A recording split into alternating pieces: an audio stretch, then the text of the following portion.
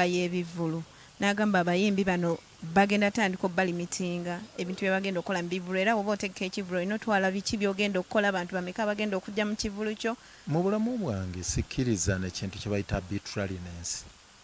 Arbitrariness kwe kukola ekintu nga tolina teekawo osinziira gwe okulowooza nti kyoyokola kyekituufu n'osinziira ku bwongo obwo. Minisita yaleeta ebintu ebyo n'alirowoozezza nti ne bwe yalibadde ng'abiraba nga birungi yalibadde agolera amakubo amatuufu agende mu kabineeti asabe bateekewo ebbago ly'etteeka bagende balikubaganyeeko ebirowoozo mu paalamenti lidde ne bannayuganda balikubaganyeeko kubanga eggwanga lino lya bannayuganda tewaliwo gwe bali batutte mu kooti nti ekivvulu kye kisuuse essaawa 6 ogw'ekiro.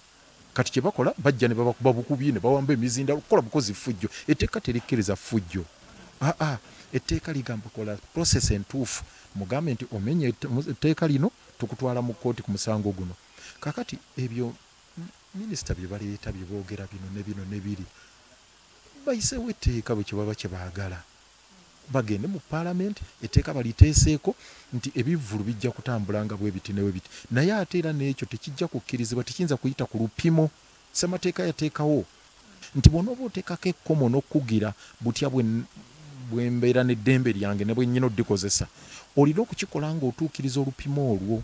nti kino kye tugenda okukola kikkirizibwa mu nsi erimu demokrasia ensi erimu freedom of expression freedom of speech freedom eddembe ly'okukola kyenjagala. Waliwo etteeka erya copyright gye bagamba nti lyandiba nga teriyinza obutakola. Etteeka lya copyright weeriri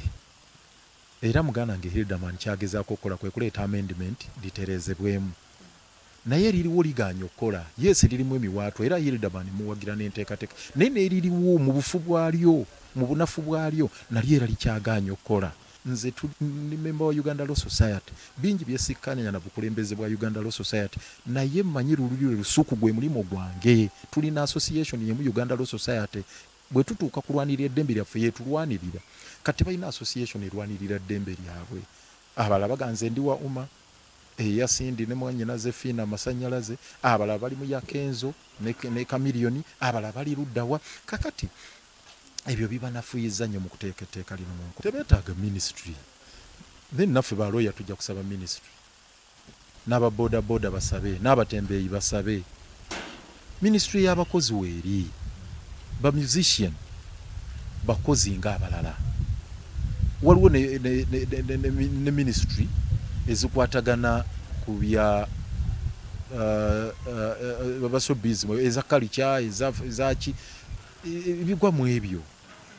so naye nga ekisookera ddala ye ministry y'abakozi ffenna tuli bakozi nze ndi pleader ndi lawyer nange nyina ebinyigiriza sijja kusaba nange ministry.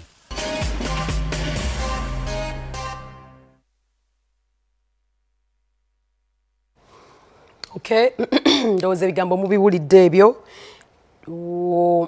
katusabe ensonga y'omwenge eno